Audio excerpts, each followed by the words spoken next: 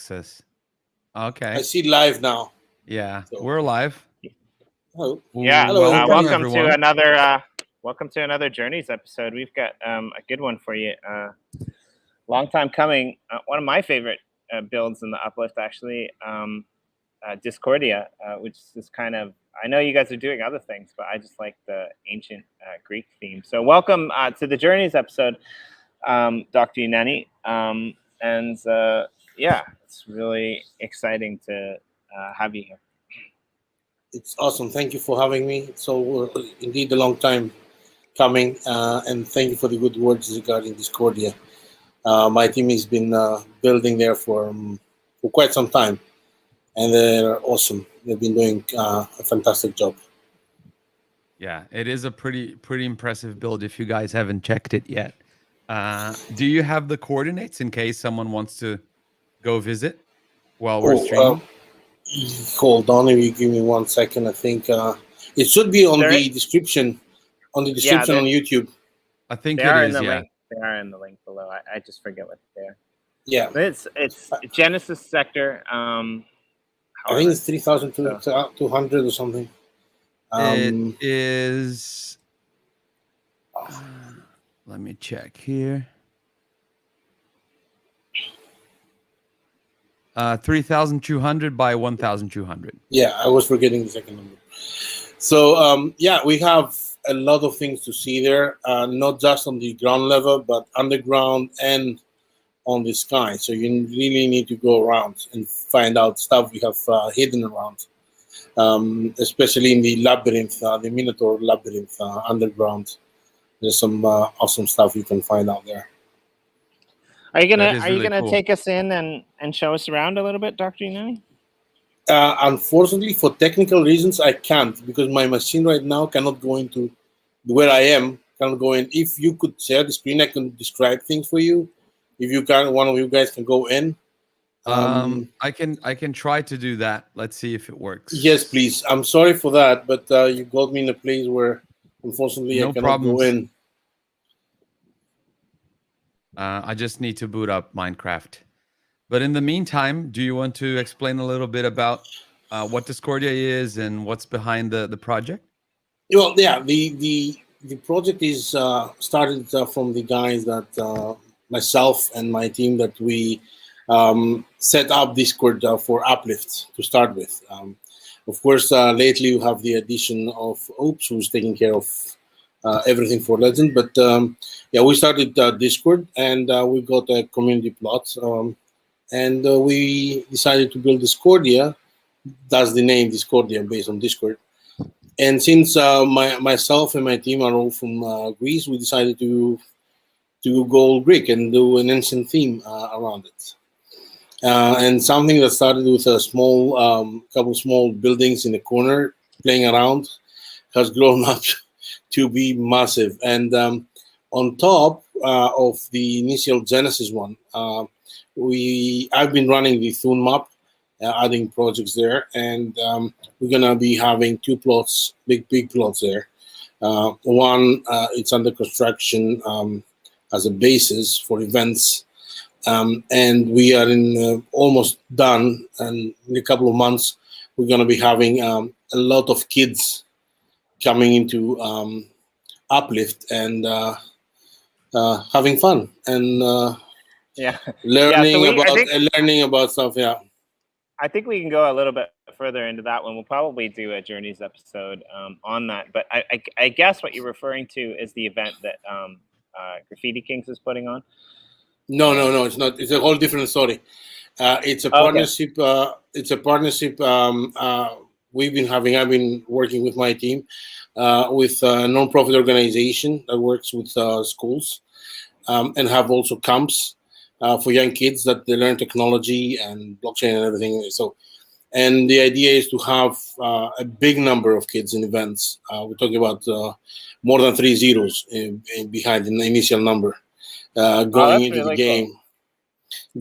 game, and not only learning about Uplift World and Minecraft, but also help them, show their artistic side and open their minds and let them explore and how should I say it? You know, show off their own personalities by building whatever they want. And That's there's a very whole. cool. Yeah. I would go into more details on the next episode because we're still figuring out some details. But what I can say is it's going to be huge because the numbers are big. Nice. Yeah, and like I didn't even know about that. Like I knew about a different event that was planned for soon, but not that one. So that's exciting. I mean, it kind of seems, yeah, it kind of seems like there's going to be a lot of action in there, which is really cool. So. Oh yeah, we have some big names in there, as you already know, from Right. Brands like Monster to Graffiti Kings to Cristala, who is building an awesome pink world over there in the corner, to eGamers IO. They're also starting to their build.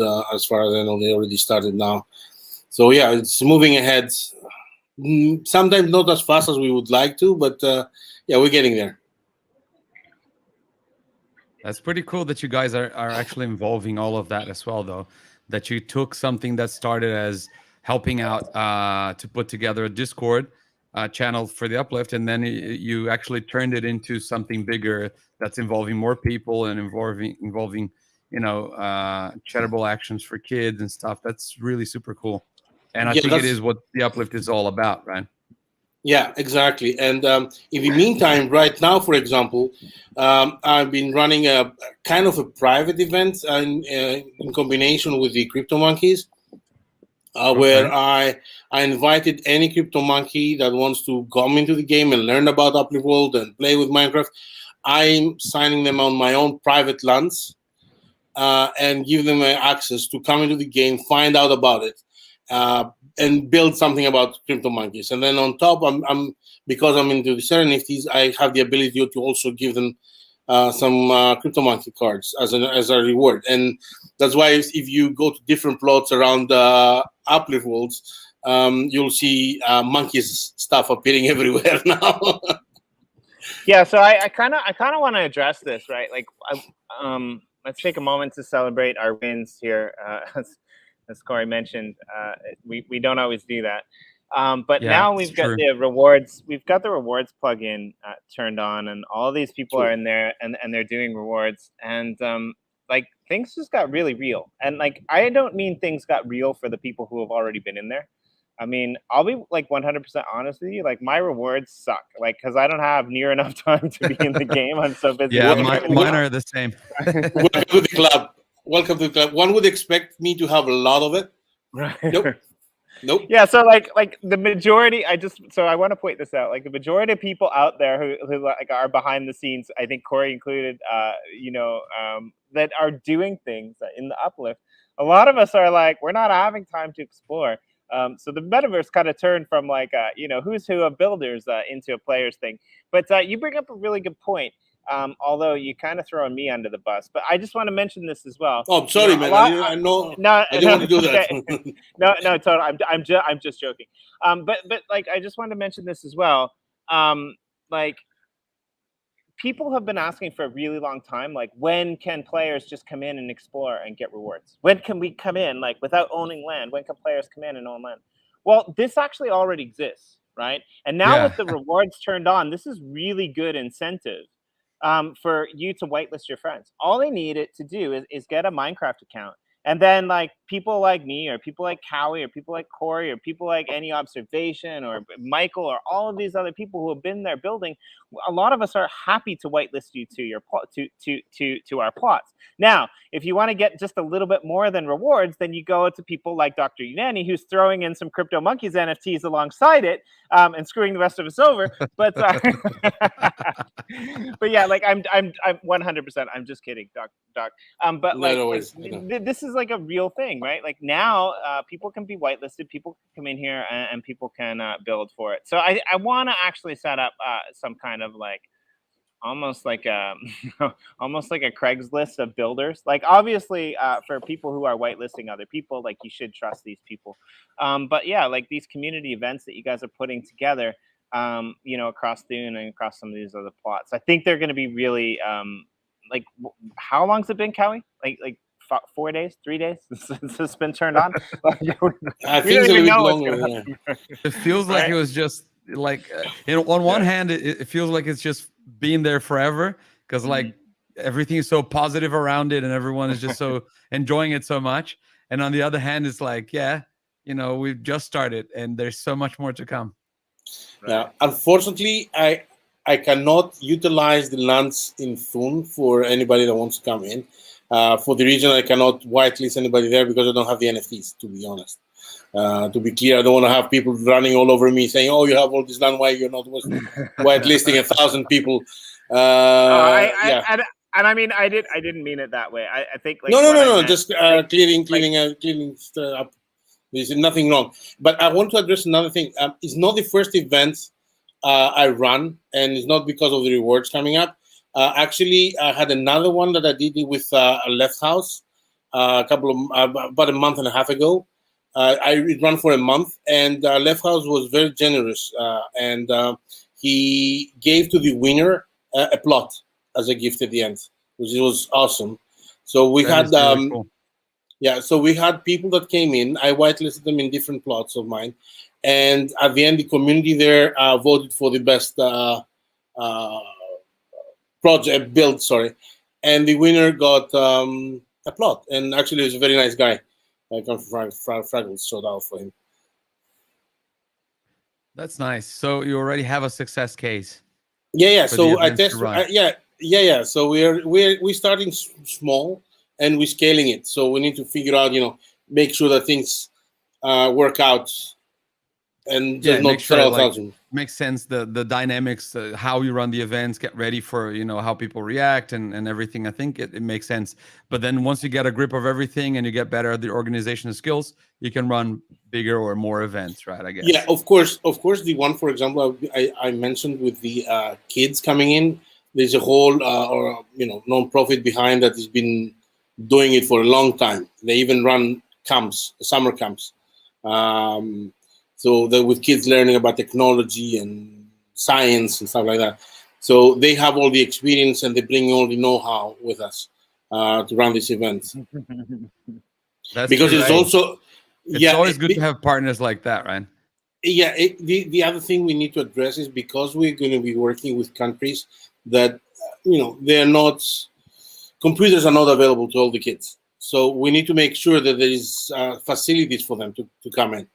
So these guys, they run their own facilities that kids will go there, and then the computers will be set up, the internet will be working properly, and there will not be any issues, technical issues. So one kid, it's not nice to have one kid sitting next to the other and one computer is not working and the other is working. You know what I mean? It's going to be a mess. Yeah. So they make sure that everything is working properly, and that's the way to go. It's totally going to be a mess. Like that's pretty much happening right now. You just can't see it. Like I'm sitting on a computer that's not really working because my Wi-Fi is shoddy and my computer's super old. And all I can see at the bottom of the screen is like Cowie zipping around on rail carts, like trying to get to the Discordia plot. I'm getting there. Unfortunately, I cannot see the screen, and I need to address actually that so I can comment. Let me turn on another window with the YouTube so I can. But you will be able to see it here as well. It's just that it's still not. Oh, you didn't share your screen. Okay, gotcha. Yeah, but actually, I shared it, but it's still in the background. No, we'll pull it up. Okay. We may as well watch you get to Discordia. Yeah. I mean, I don't know. I'm getting there. I'm actually here. Look at that. That's the view from the rail. That's perfect timing. Yeah, that's perfect timing indeed. And you see the library over there. I can see it with the glass dome. This is Temple of Zeus and Atlantis on the other side. How cool is that? If you move to the ground near the desk, so like I'll kind of like go here to the middle where these fountains are, and then you just guide me through. Okay, no worries. So we you set can that notice up, that I'm trying. My machine is probably struggling a lot right now, but if you see on the ground, we put the guys put some glass blocks so you can see on the ground. That's the maze. And if you move to the left side, the entrance should be there to the underworld or underground. It should be on the back side. Okay, like behind there. Yeah, it's on the side. I think it's on the right hand side. I cannot really see the whole screen right now. No. You're going to the 300s. We have the pit from the 300s, the movie.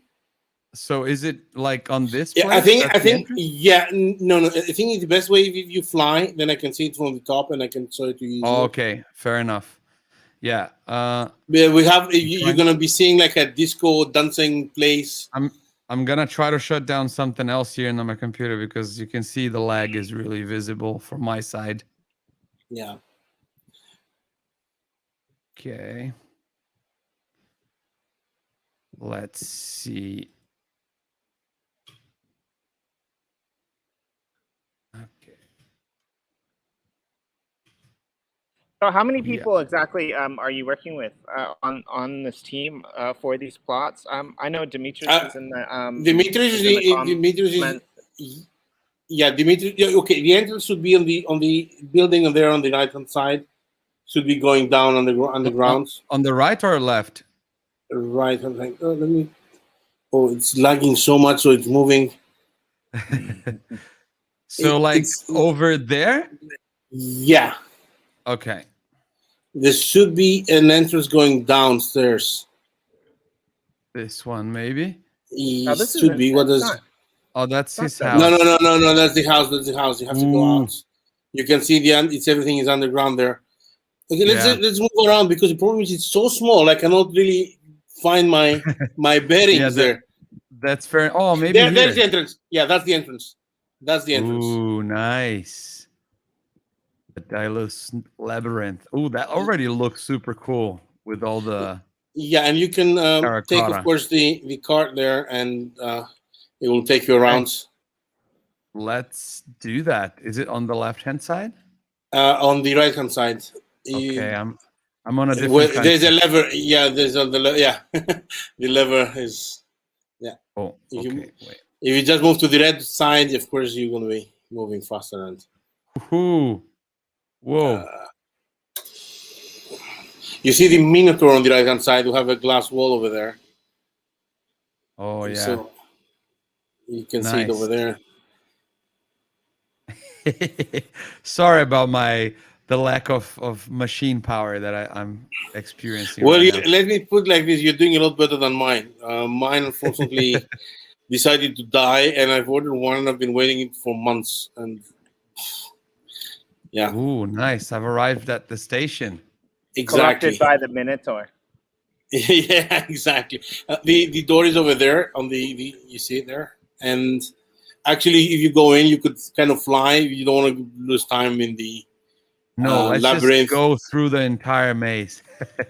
Yeah, I think it's more cool to see it on the top from above. That is actually super cool. I mean, I'm probably gonna come here one day and just try it without flying.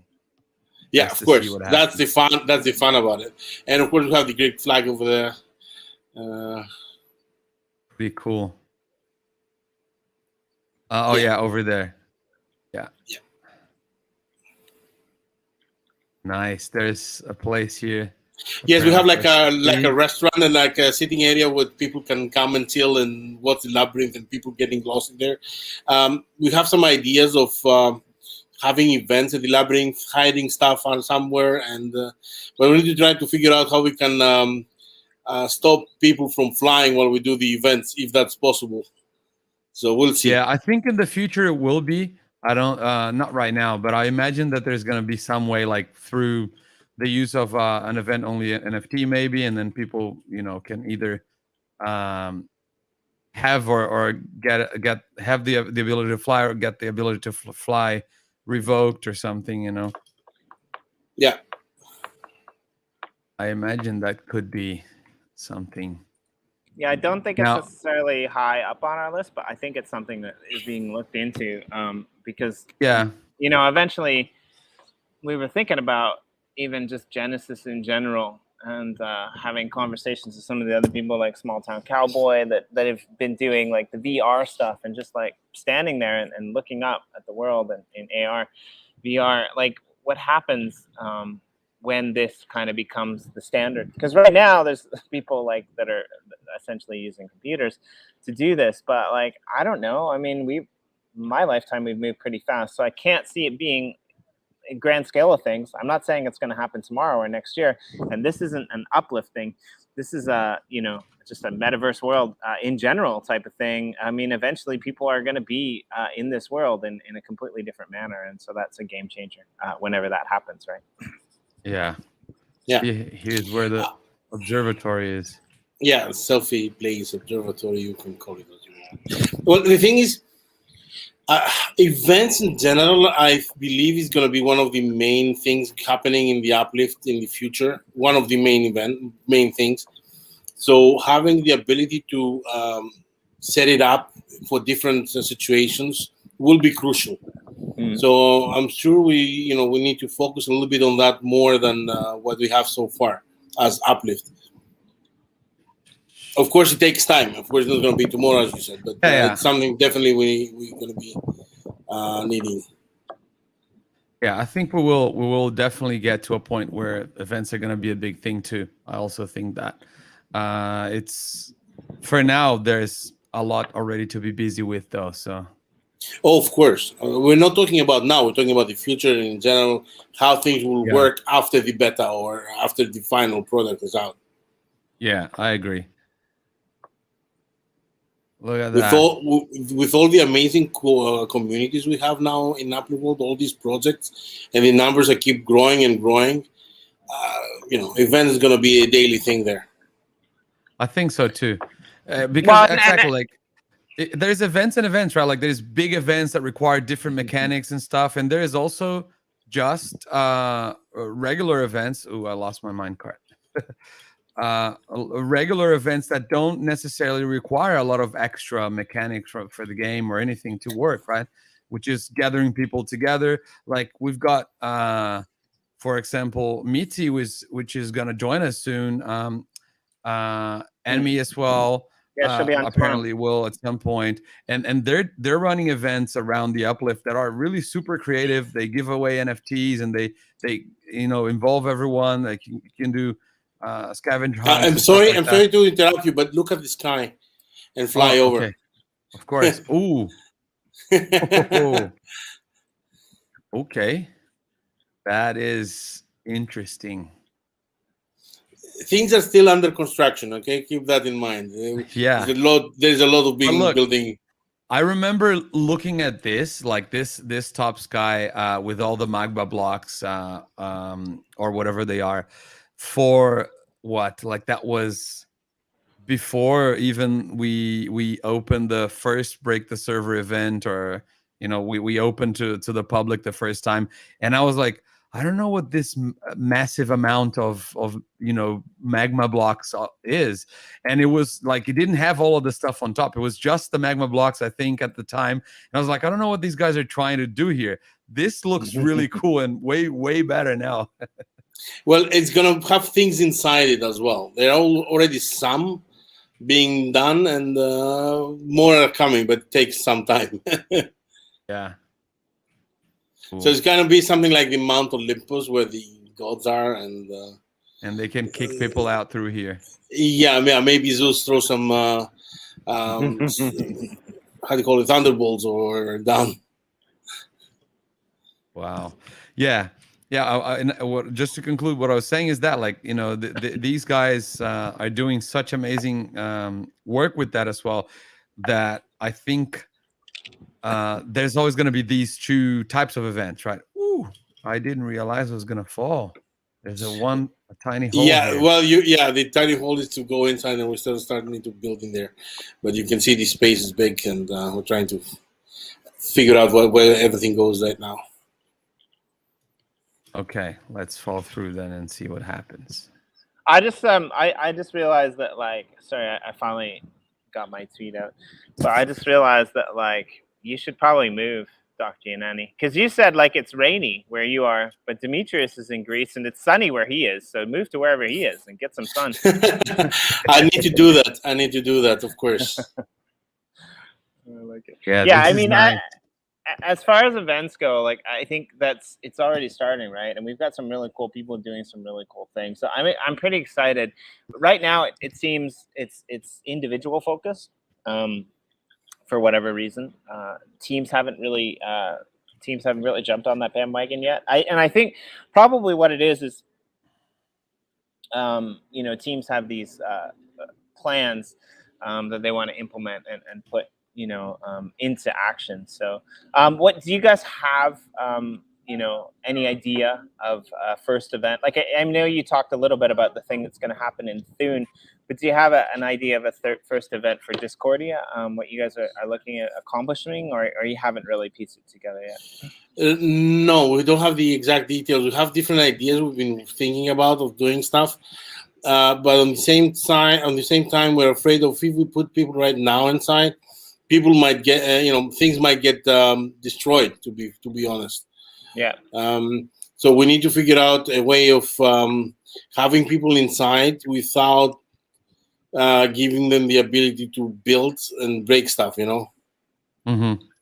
Yeah, that's fair enough. Because even if by accident you break like a rail or a crucial part of the build or something, then you don't know how to replace it, or it can be a hassle. I can understand that.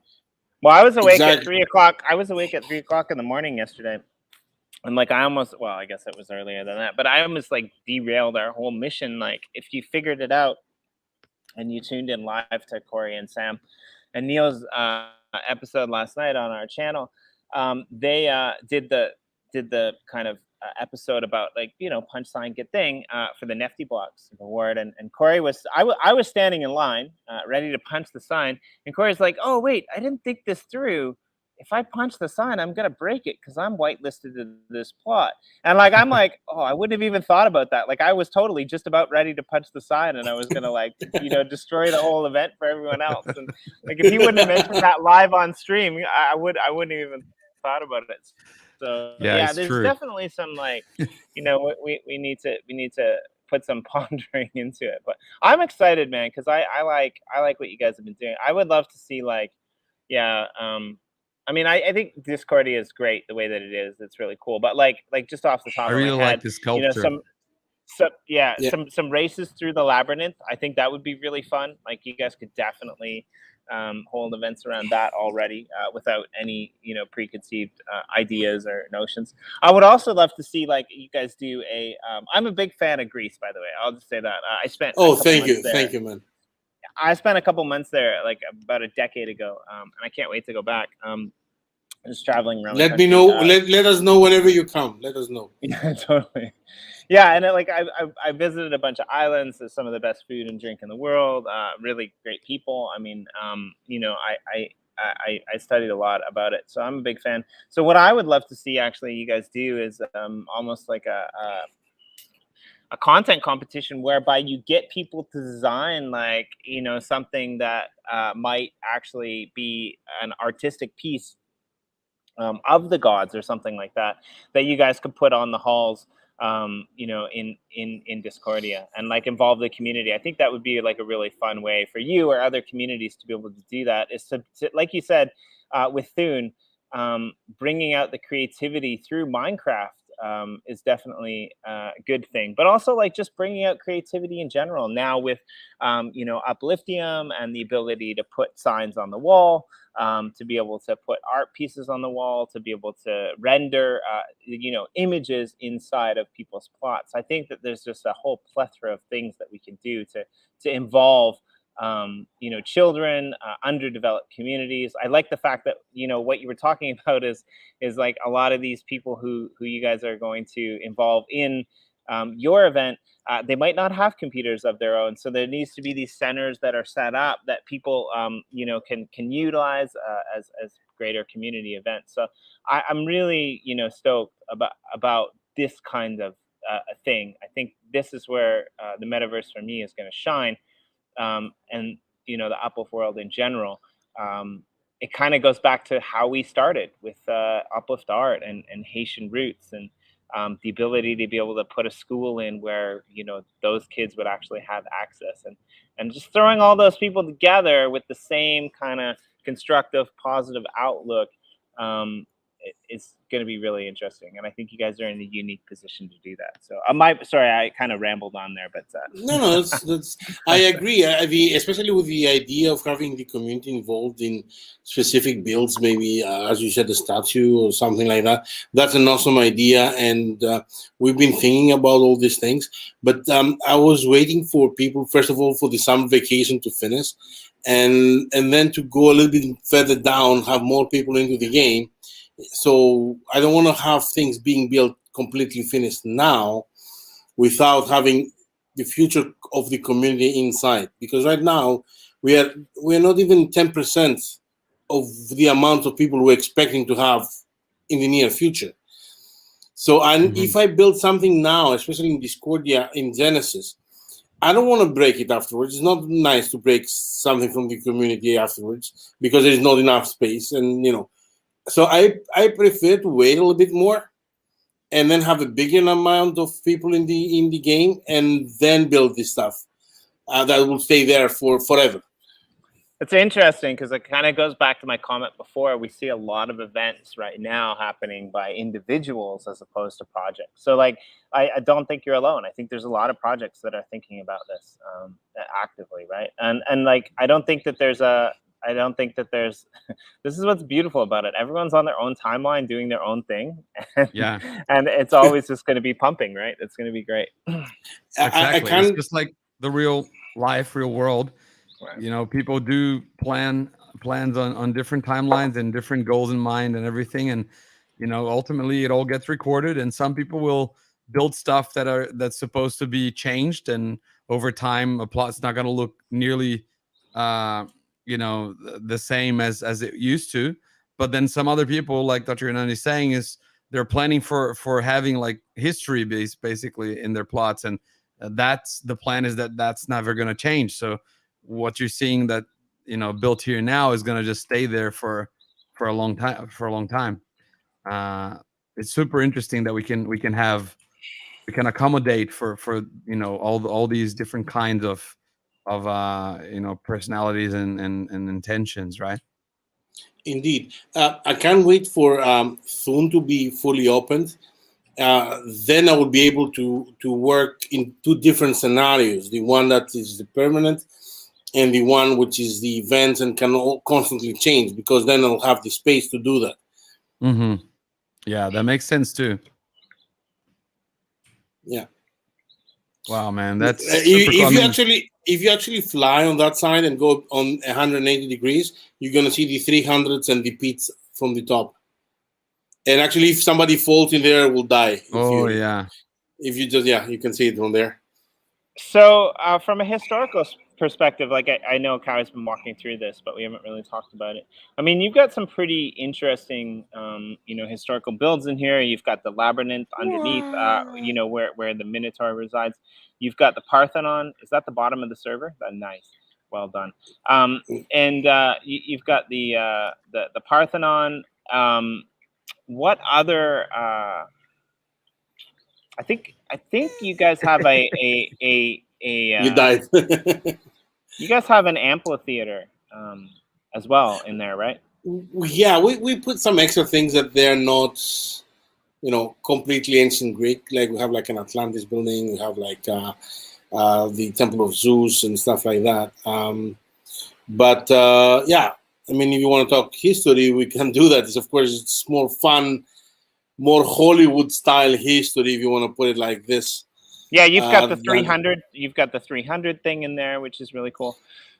So what's which next? Historically right, but not the way it's shown there. But yeah, I mean, if I was in charge of the 300, that's how it would have went down. I mean, that guy was kind of I mean, he should. Well, no, the actual battle and the actual battle and the and how it was done, it was more or less accurate. But the the pit and how the guy was killed and whatever, it's no. Right, exactly. So yeah, what are you guys working on next for Discordia? What's the building or the build that you're undertaking now? Well, we're trying to figure out. We were trying to start the one on gratitudes, but with the survival mode and all the bad things that happened in Greece this summer with the wildfires, a lot of the guys were volunteering there. There was a lot of issues. We didn't have the time, to be honest, to start it. It was really bad. So we are now concentrating more on Thun, because creative is easier, faster to do things. And we have the plans more or less finished for what we're going to build in Gratitude. We found out from our experience in Genesis that we need, and that's something I think all the community should do. We need to have all the plots to be able to really configure it, because in the beginning when we started in Genesis, we only had the 250 by 250. So we built buildings there, and then we got the surrounding 50s by 50s, and moving a building on a different position, it's not an easy thing. It's not an easy task. So we need to make sure that we plan everything properly before we start building. And that's my suggestion to any project that has this big space that starts to build. Make sure you plan it, well in advance everywhere what you want to put. Otherwise, moving stuff afterwards, it's not possible practically. Yeah, that makes a lot of sense. There's been already a couple of times that I built something and then I thought, oh, this would actually probably be better over there. But like, how'd you just do that? Yeah, I mean, sorry. Apparently the police are coming. What did you do, Jimmy? Right? Jimmy, you're hunted by the police. Now, we're okay. We're back in the city, after a long while, which is weird because I kind of like being back in the city, for a number of reasons. Like I need like real live Uplift teleporters in my life, so I can just walk through a portal and go from my country house to my city house. That's really what I need. But I think that's probably coming to Uplift World near you way sooner than it's going to come to my real life, which is cool too. But yeah, awesome. I mean, in a way, it already is there, right? So you can go through portals right now. Well, I mean, I guess that, yeah, it's kind of what I'm talking about is restricted to a couple of the worlds only. But yeah, I mean, it's interesting, and I I'm not a very good planner, to be honest. So I can totally I just build stuff. Yeah, I'm the same. Whatever happens. I can definitely see the value in that, but I don't know if it would work very well for me because I kind of block my creativity when I plan too much, and then it just, for me, doesn't turn out as nice as the stuff that I just kind of go with the flow, Well, and at the same time, like looking at what has been created in Discordia, it's like that's so far beyond my level of being able to plan out and build. So I have a lot of respect for your team, man. Like, as I remember, because you guys were one of the. So I was doing some. Looking at some of the old videos that we have, which is interesting because there was a series of videos that was that nobody really has seen, that were flyovers of some of the early builds. Boyd was in there, Blockbase was in there. I think the Lads community was in there. Discordia was in there, and there was one more. But it was interesting. Out of all the builds, there were those 5, and I remember like early days back when we first started. You guys were building Discordia before a lot of other people weren't really even in the server.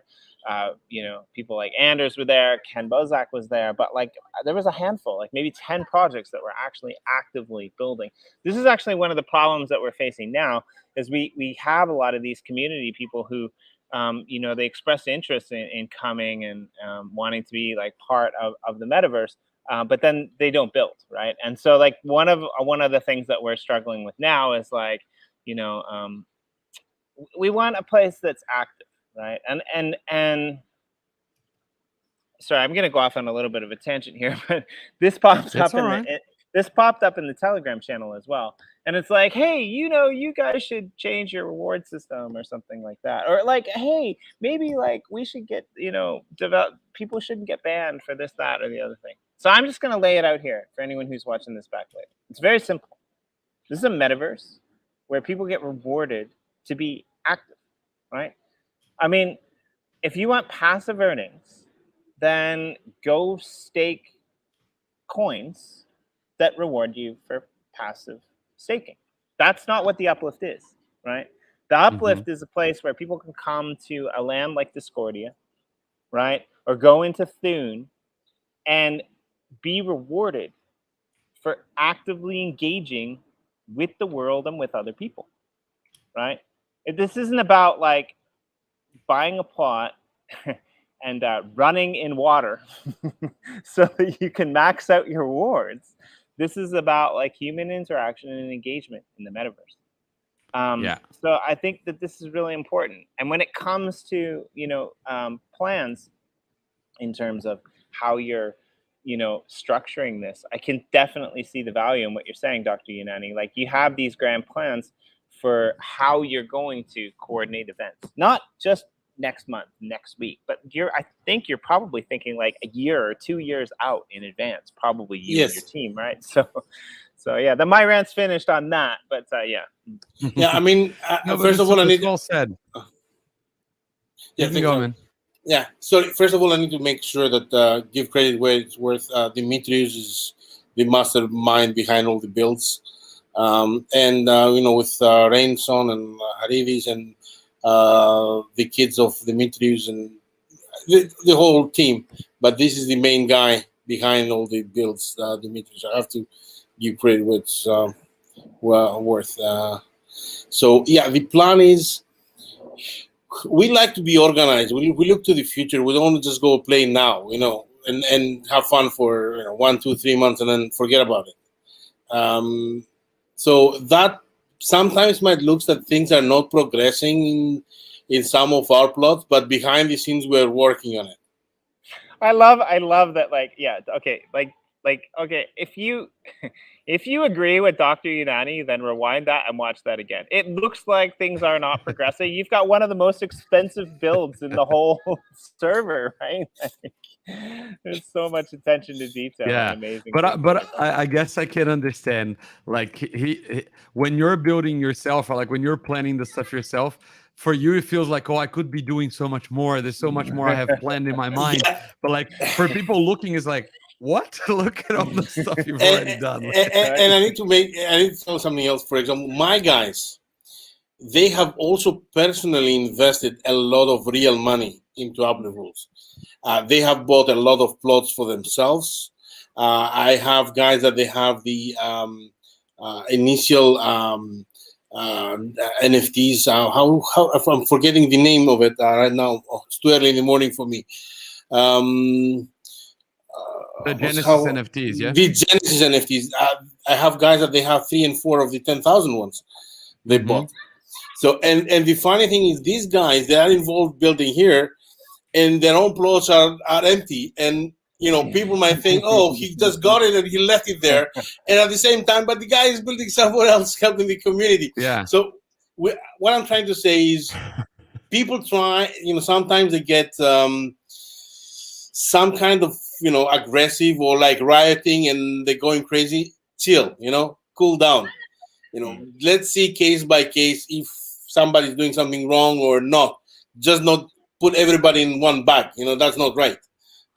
Yeah. Yeah. I've seen it happening a lot, and I don't like that. Yeah, and I think there's a difference here between what you're talking about, just to be clear as well. Like, I've got a few plots, and I think Cowie does, Corey definitely does. We've all got a few plots that we own personally, that we're not developing. That aspect isn't really problematic. What's more is that, like, we have I'm not going to shout them out, but we have some community plots that were gifted to communities, and those people are not building on them. And for me, it's I think Cowie can vouch for this. It's space it's like having a construction zone in the middle of Manhattan that was given to somebody, and they just refused to make time to create it, right? And it doesn't so it's not about individuals, it's not about builders, it's not about people. What I'm trying to say is, we're coming up with a new process so that we can have the community plots in these original worlds, developed so that it's fair for everyone, right? Like, you guys have done a really good job about going in there and building and funding this awesome build. And you were kind of gifted this plot and this community as a part of that agreement, right? So for projects that like have been in there as long as you, and I know of a couple, I'm not going to shout them out, but for projects that have been there for as long as you and they haven't done anything, they haven't even been in world, then that's what I'm talking about. It's a little bit of a different scenario. Yeah. So that's what I was thinking, and I wanted to also talk about it. Do the distinctions between a plot that was given for free to a community to develop it and bring some value into Uplift World, and the distinction of somebody going and putting his real life, hard-earned money into buying a plot. And that's an investment as well for a lot of people, especially in specific countries. It's a lot of money. So of course, communities should build something when they're gifted the plots. That's why I'm trying to make sure that in Thun this is happening, and they're doing pretty good. If you go there, if somebody has access to go there, they will see some nice stuff popping out. Yeah, and everything that you mentioned is very relatable to me as well. I mean, I myself, like Jimmy mentioned, I've probably put more invested in more stuff from the Uplift than any investment advisor would care to agree with. But and there's no time for me to go and develop every single plot that I have. But I'll get there eventually, or I'll find something else to do with it, or we, like Jimmy mentioned at the beginning of the stream, we can use those as well to whitelist some people, so people can come and play. I've done that for a few friends and other people as well, and it's nice, but of course it is different. That to Jimmy's point, having managed a lot of these onboarding for the communities as well, I think it's just there's something we're just reviewing because I'll even be nice. I'll try to be nice here to say I don't even expect every single project that is onboarded as a community plot that has a land grant, right, and owns a community plot in the Uplift to do everything that you guys did in Discordia here, because this is next level, right? Like it's really incredible stuff, and I commend you guys for that, right? Thank you. But if they can at least build something of meaning, like that can integrate with their project, or that can bring community in as well, because that's also part of why people get land grants and community plots, is because we want a bigger community to be part of the Uplift, and we think that these projects are cool enough that we want their community to come and understand what the Uplift is and be introduced to the metaverse and all, right? So when you get a community plot and you receive it in your wallet and then you decide to do nothing with it for a very long time, it's a little bit frustrating, right? Because everyone is working on this together, and we want to see it being developed, right? And we really only have one problem with what's happening right now on this screen that involves you, Dr. Yanani. And I'll be straight about it. The only problem that we have that involves you that is happening on this screen right now is a rewards problem. Now, right now, Cowie is just milking all of these rewards, and you guys are getting 20% of one guy wandering around checking out your plot. But if you're watching this and you're not like getting on the rails and riding over to Discordia and checking this out yourself and getting those rewards yourself, I mean, you're doing something wrong. Get in there, go check out Discordia.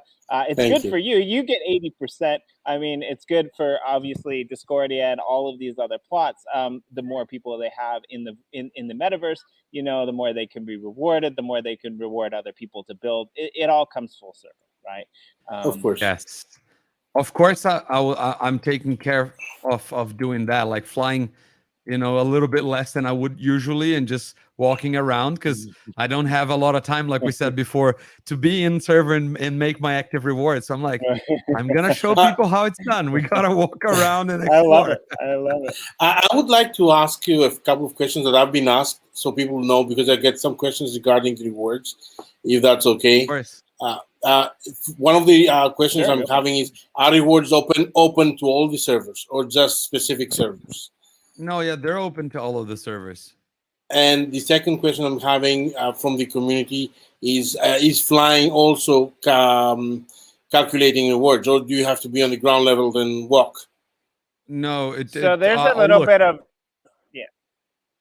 yeah, it's go ahead. walking, it's walking, sprinting, and minecart.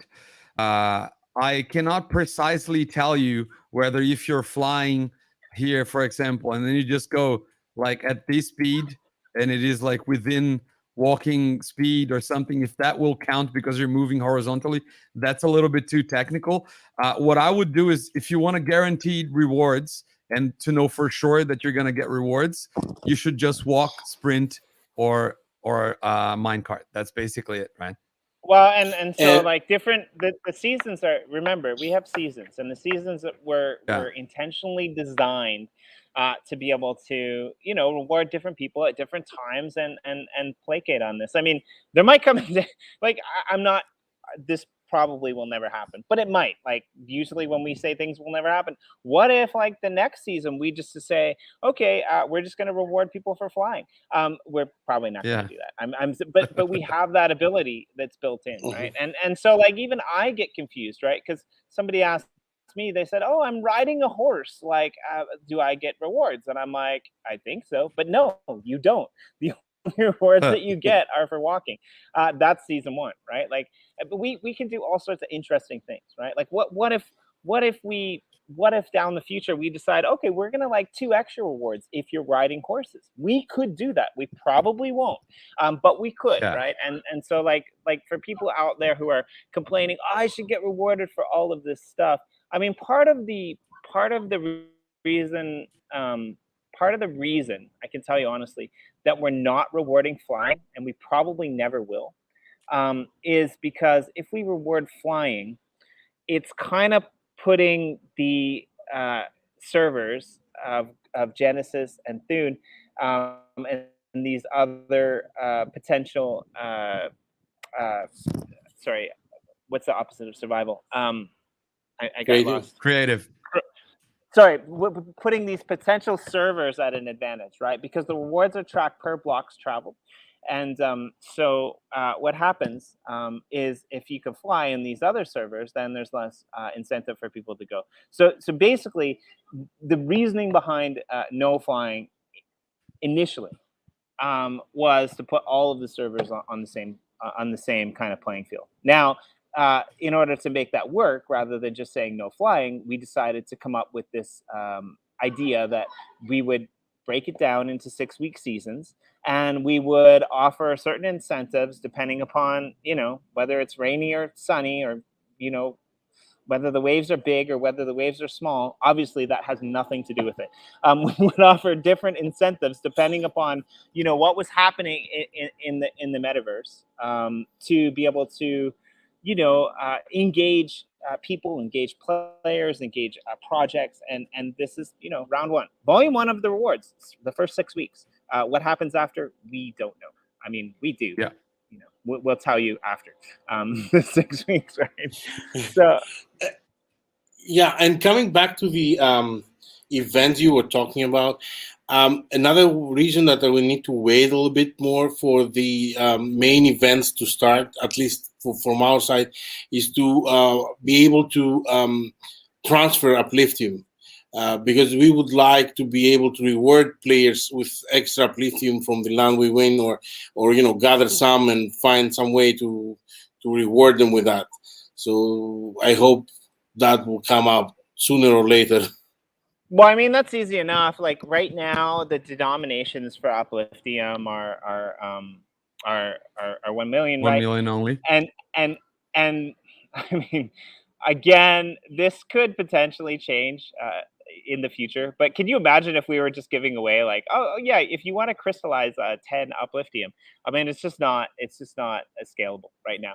So 1 million was kind of just decided upon for the simple reason that the use case for anything, the smallest amount of upliftium that can be used right now for anything in our world, because it is an in-world currency, is 1 million, right? And I like to think of it as actually like I like to think of picture installs actually 100,000, right? So Yeah. so sorry, but that's still I do apologize for that.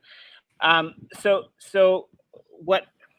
Sorry, I'm sitting outside and I'm distracted. I should probably do this inside.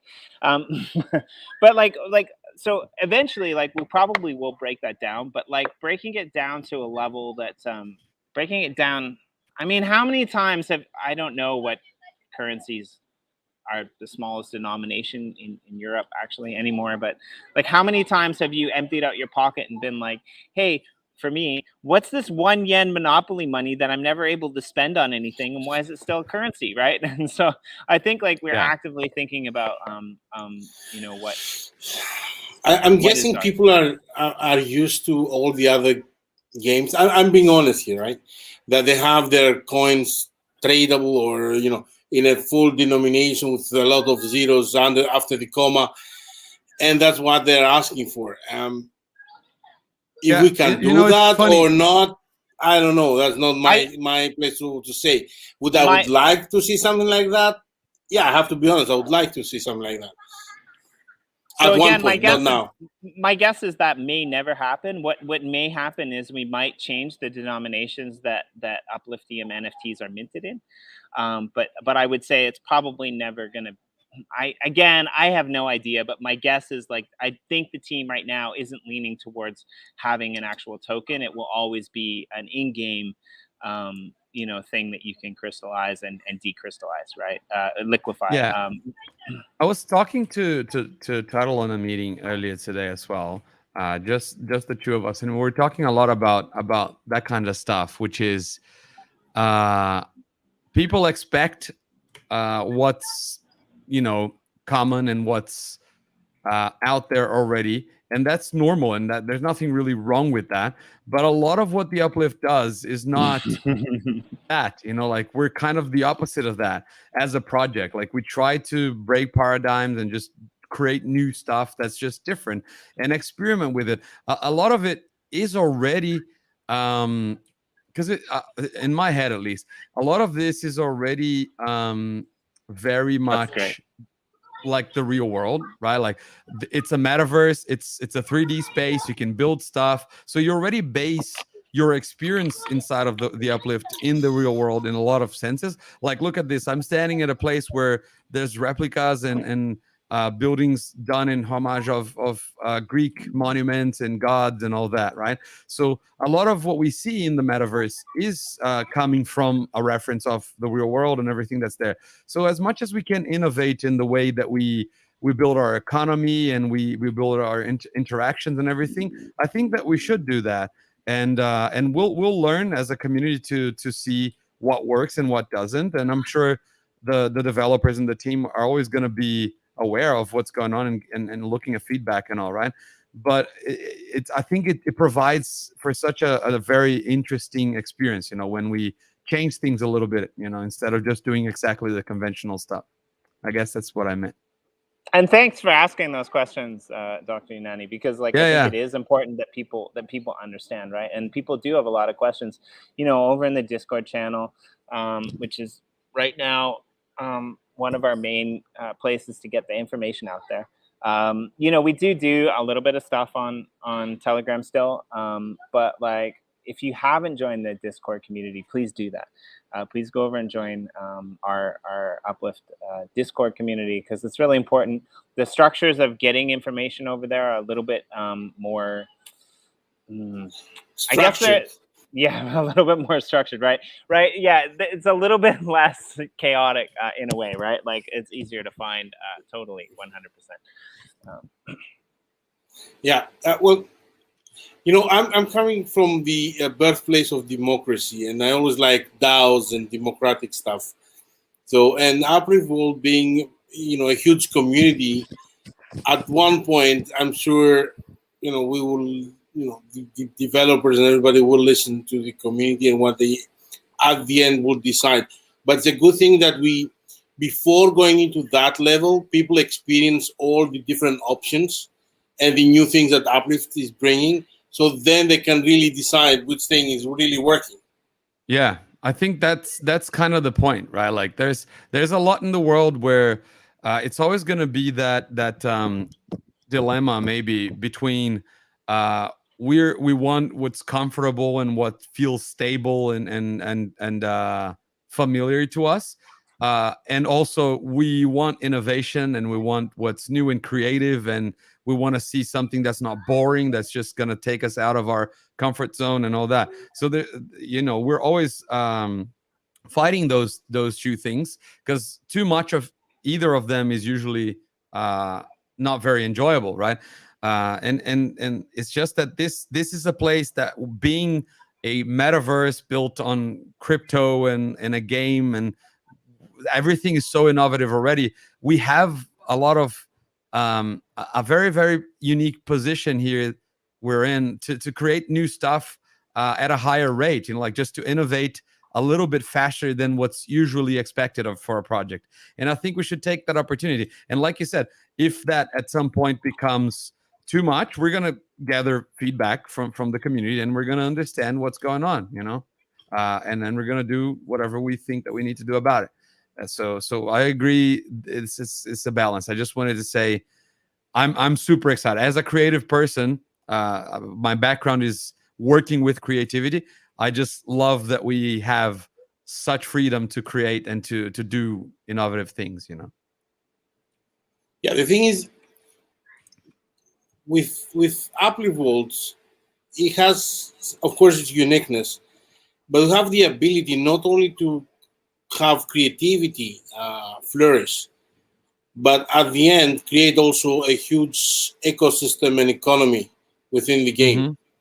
And if we can also create a way for people, especially from poorer countries, to get something out of it and help their own real life, that for me it would be fantastic. Yeah, if we can create some, I like not the investment, the big guy that comes and puts 2 million and he makes, I don't know, 100, but I like it when I see young kids making something out of a game, playing it, or doing something that helps their real life. Yeah, I agree, man. I think that's and cool. it's like it doesn't even have to be poor countries. It can be every country. And like to go back to but it's even more. Saying, sorry. To go back to what I was saying earlier about being active in game, like this is kind of the distinction too, right? So you have kids in poor countries or people in poor countries that are actively exploring, but they're having to use like public computers at centers that were set up to be able to gain these active rewards. And you've got some, in a country setting traps to be able to in the system. Why we're putting these things in place, right? We want to level the playing field. One other thing that I wanted to mention was like your kind of idea about democracy. And governance and things like that. I mean, it's probably not happening anytime soon. But one of the ideas that we've always thought that would be really interesting to implement, and are actively seeking at implementing them at some point in time, are these sector DAOs, right? So like different worlds or different sectors will potentially have their own councils or governance, whereby the people who are invested in that sector, whether they're people, whether they're projects, whether they're communities, will be able to have some option on the direction that sector goes. So again, this is probably like in a list of 100 things, this is probably like 95. It's way down there. But you bring up a really interesting point, and that's definitely where we're headed at some point. But I think we already have a test case with Chicken Car of a potential DAO there. Yeah. Or am I wrong? No, you're 100% right. And there's been like I can say this openly and honestly, there has been some cases where they wanted to do something and we kind of said, well, it's not really fair if you do that. And you remain part of the the survival economy cluster. So there might come a point in time where some of these other communities want to do that, but then they're going to have to decide whether they want to remain part of that shared resource parcel or not. It's a little bit different with things like Thune or Genesis because they're creative servers, so there is no shared economy, right? So things might take a little bit of an easier turn there. But like, yeah, you're 100% right. Chicken Car was a great test case for that. Is a great test case for that, and still is, right? Like they own they own more of the server than we do, right? They are a little bit of a different. That was kind of their gift for beginning it all. If you've watched any of these, I know, or read the blog, right? And you should be doing that. I will point this out as well. This show that Cowie and I do is for projects like yourself, but also we're branching into individuals and the blog as well. If you're out there in your community or you're an individual builder and you want to showcase one of your builds, I've been bugging Demetrius, and speaking of Demetrius, a little bit because I want him to come in and I want him to showcase like some of his personal builds as well on our blog.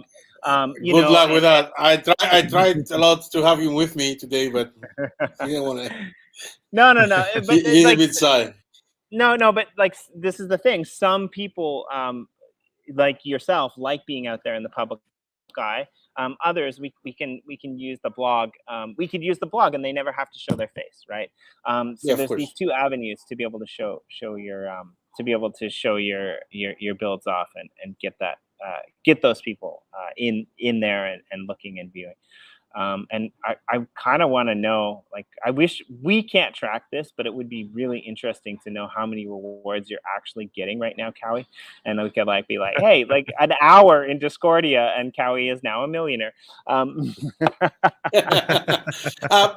back with we shouldn't say that, otherwise people are going to come with FUD saying, oh, I'm not a millionaire yet and I played 2 hours. Well, I mean, Cowie's rigging the system. Do you know the exchange rate for a million yen? Because I do. And I don't know the exchange rate for Upliftium or Wax or anything. Nobody knows. That's it. Good point. That's very true. Coming back to the thing you mentioned regarding being fair between the different worlds and being creative or being in survival mode. I'm not an expert on this thing, but maybe it's a stupid question. Wouldn't pools solve this issue and each map has its own private rewards pool and, well, I mean, we are fix it somehow like this?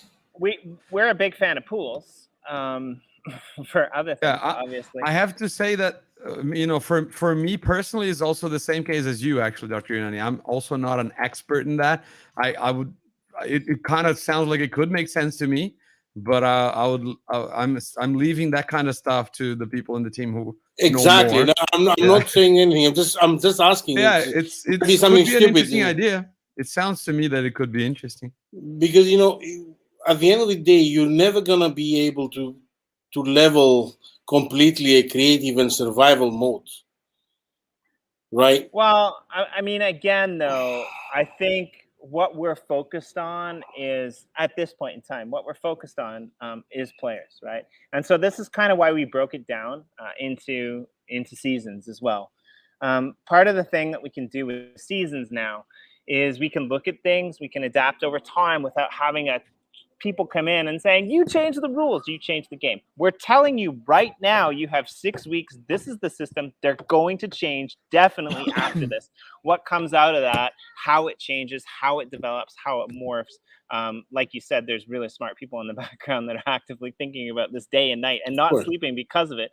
So none of that is off the table.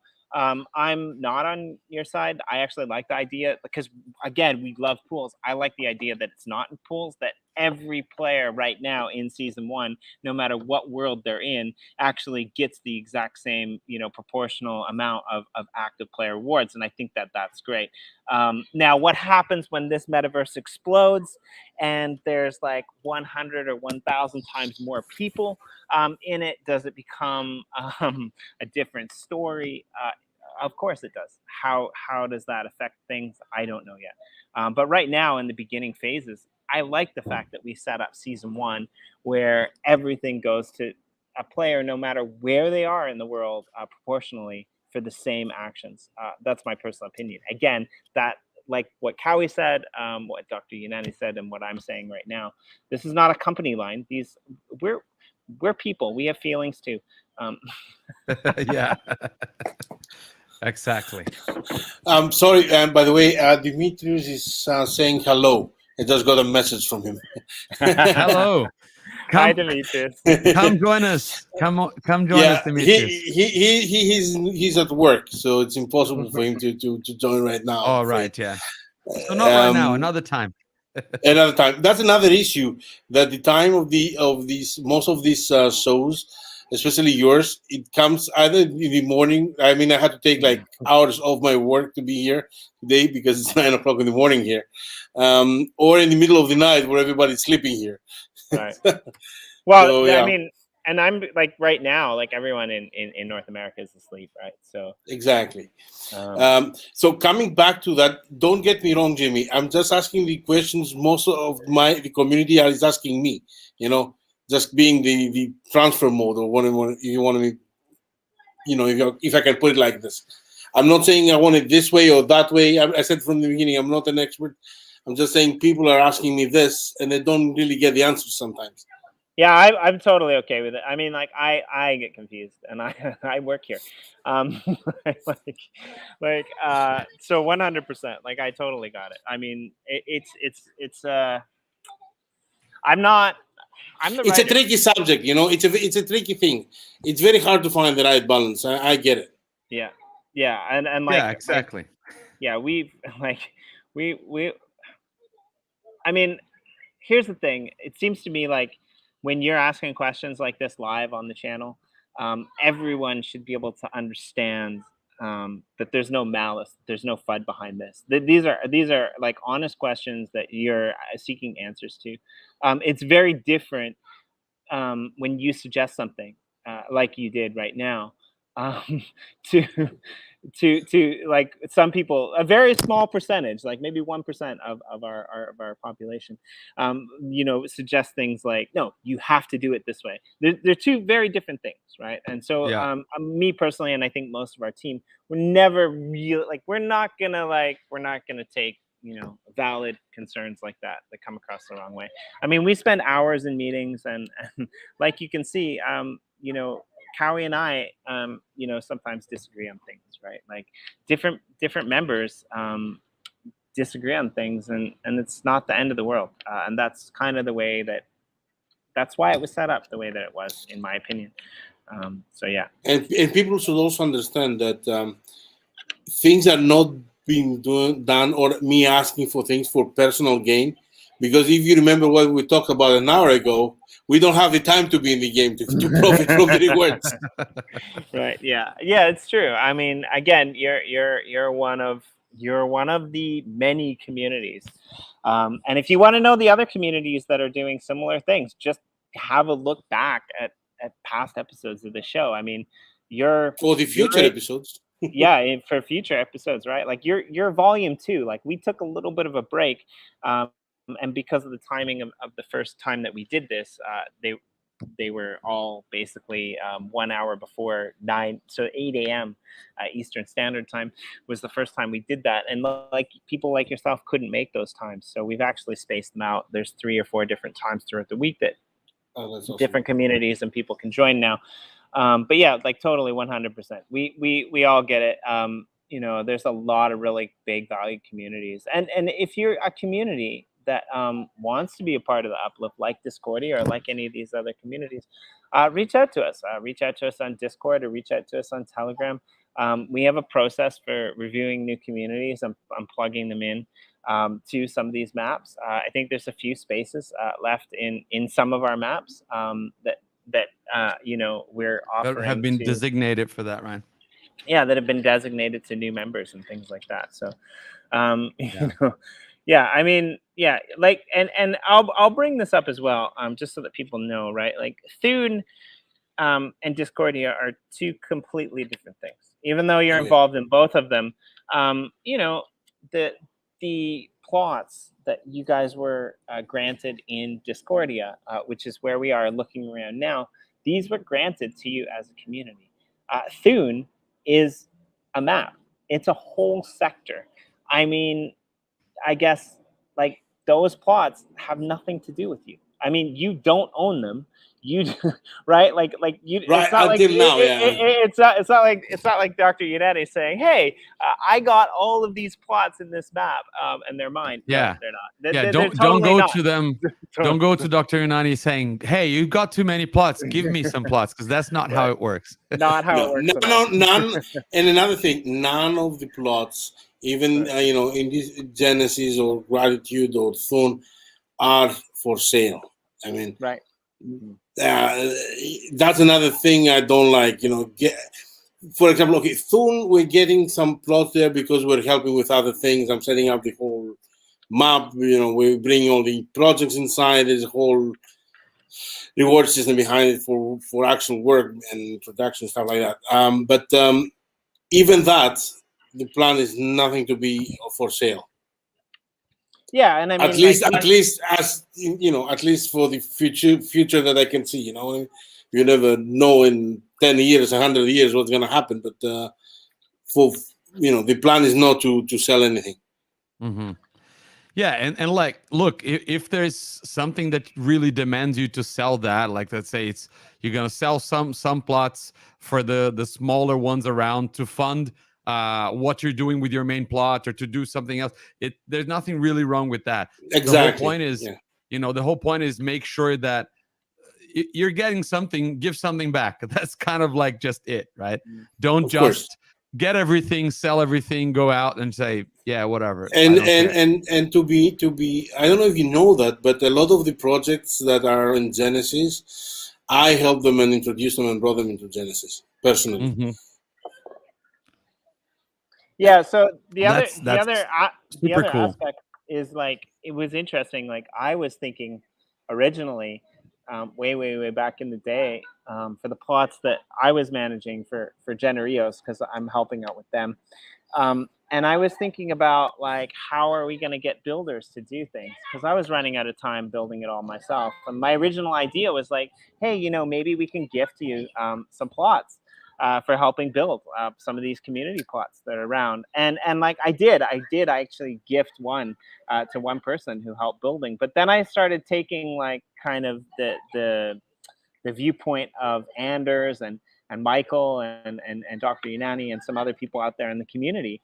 It's like, actually, Crypto Writer as well. It's like, I don't necessarily want to give these plots to other people. I would rather whitelist these plots and help these plots become like, you know, valued members of community that like all of our community members can like rally around and build upon and have events on and distribute awards like you were talking about through, you know, your community and your builders and your members. Like, I think that's kind of the smarter play.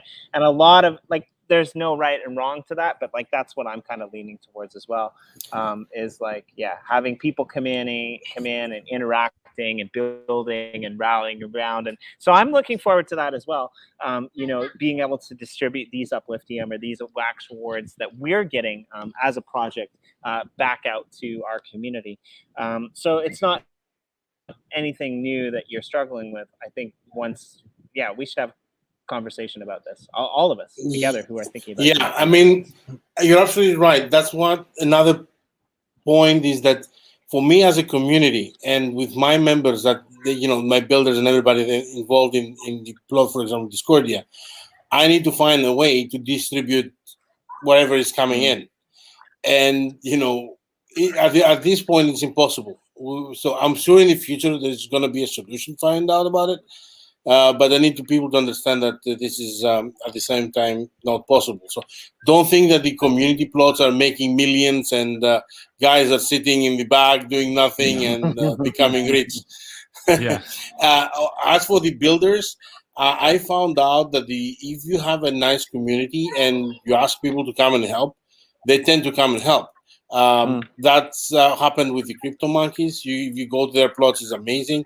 It happens to Discordia and to so many other projects. And I always told people, look, if you have a community, a real community, go and ask them and reward them, maybe with some NFTs or your cards, or there's other ways of rewarding people for their efforts. Of course, it's not just you have to give them something back, again, but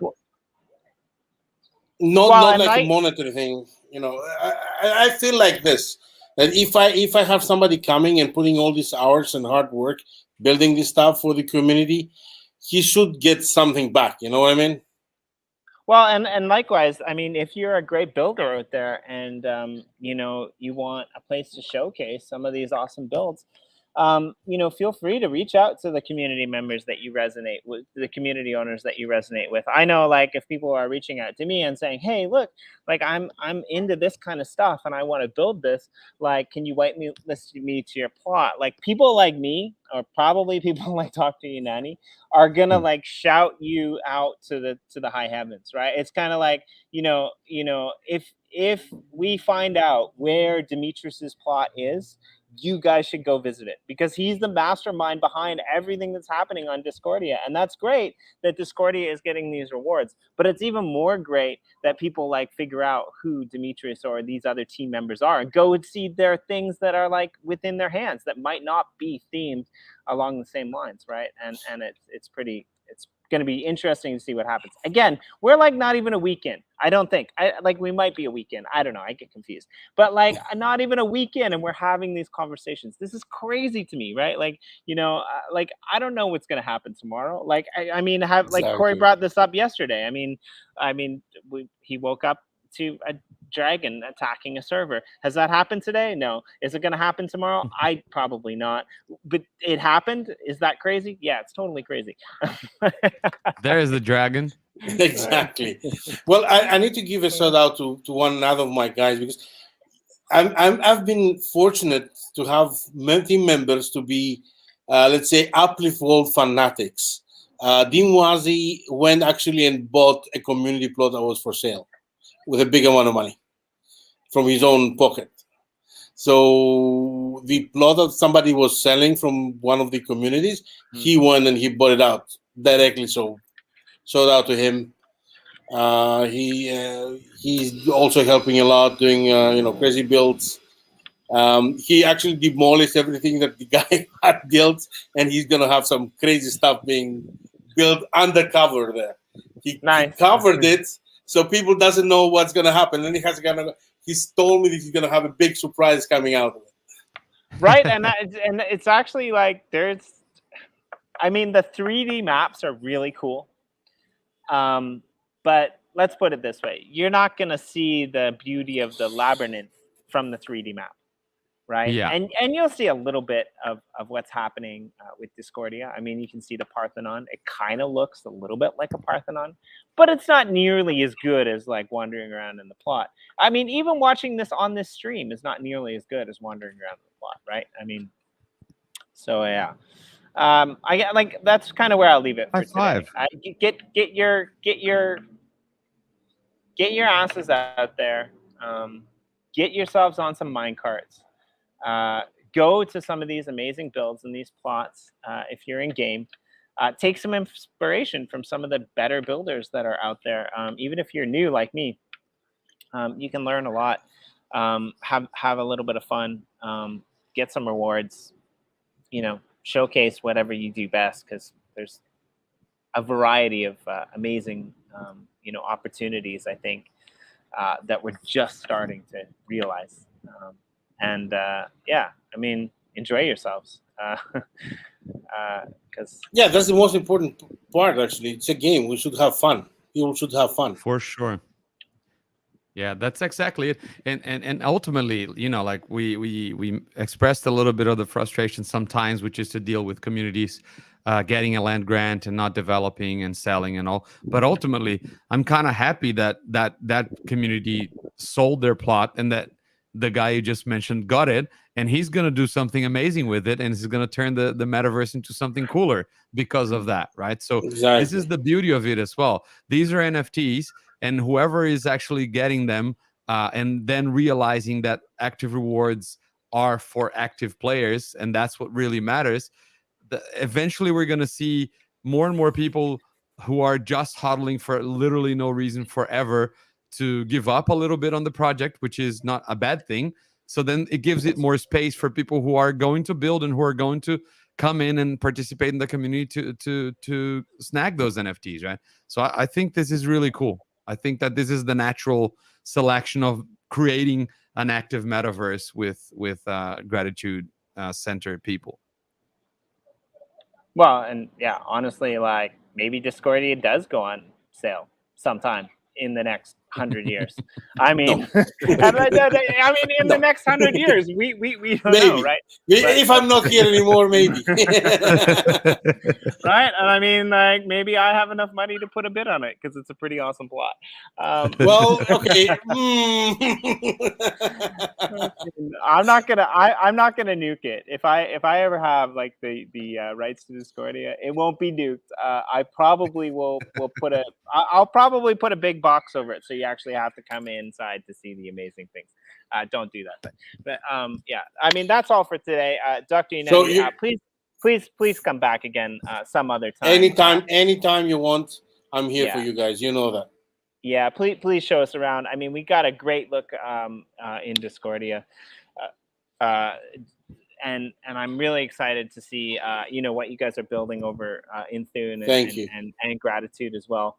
Yeah, I mean, it's going to be really interesting to see how this all plays out. So again, you know, make sure that you hop on into our Discord server. Which is where the action's starting to happen. Tune in tomorrow. Howie and I will have another show, Journey into the Uplift World with Mitzi, which we're pretty excited about. Who's doing some really cool events with the Pioneer Hotel and some of these other things recently since the rewards have gone live.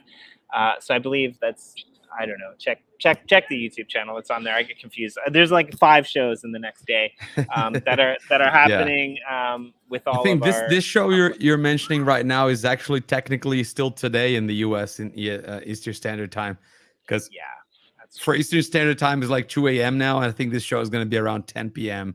Eastern Standard. So right, yeah. I mean, 100%. Jimmy, before we leave, can I please ask for a favor? Can I please do the famous Jimmy chop when we have Yeah, hey, let's do it together. Okay. Do it together? Yeah, for sure. Let me know when. Give me the countdown. Okay, just a sec. Let me get ready. All right. Lightning bolts from the sky.